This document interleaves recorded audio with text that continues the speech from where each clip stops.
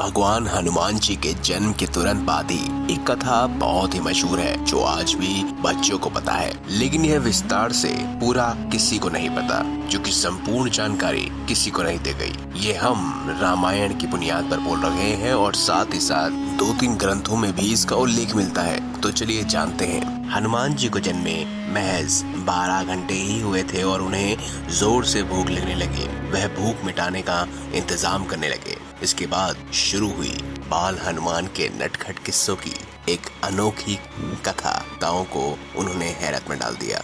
दोस्तों, कहते हैं हनुमान जी ने बचपन में ही सूरज निकल लिया था, लेकिन उसकी कहानी कैसे शुरू हुई? सूरज लाल रंग सा नजर आ रहा था। हनुमान जी को लगा कि यह कोई फल है, यह मुझे खाना चाहिए। इसके बाद वह सूर्य के पीछे दौड़ते हैं और सूर्य को अपने मुंह में रख लेते हैं। इंद्रदेव ने देखा कि यह बच्चा कहां से आया जो सूर्यदेव को परेशान कर रहा है, तो उन्होंने हनुमान जी पर वज्र से प्रहार किया, जिसके बाद हनुमान जी मूर्छित होकर गिर पड़े।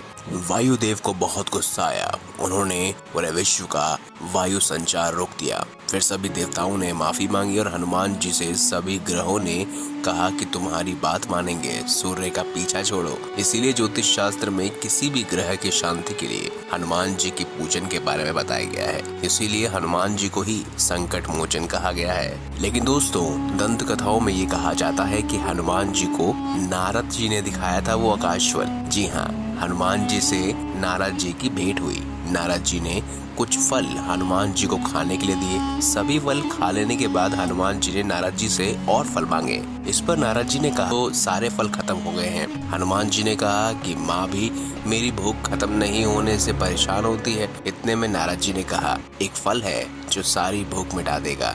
हनुमान जी को नारद जी ने सूरज दिखाया और कहा मेरी शुभकामनाओं के साथ आगे बढ़ो और जाकर खा लो उस आकाश फल को।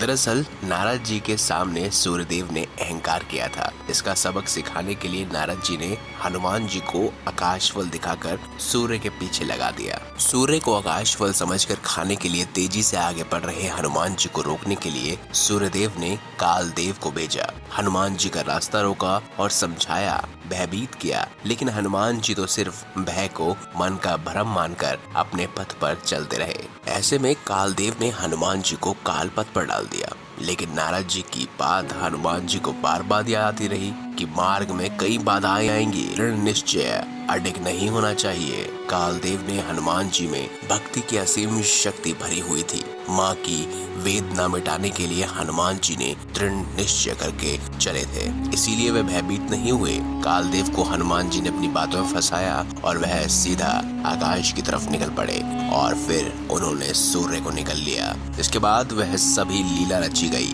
जिसकी पहले से ही कामना भगवान विष्णु भी कर रहे थे, क्योंकि भगवान विष्णु को पता था कि नारद जी सूर्य के अहंकार को तोड़ना चाहते हैं। सूर्य के अहंकार को तोड़ने के लिए वह वायु के पुत्र और महादेव के अंश मारुति यानी भगवान हनुमान को सूर्य की तरफ भेजेंगे। ऐसे में उन्हें रोका जा सकता है, लेकिन कोई उन्हें रोक नहीं पाएगा।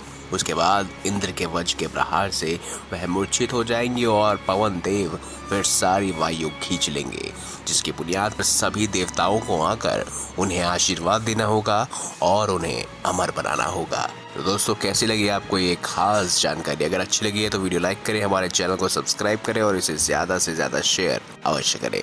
धन्यवाद।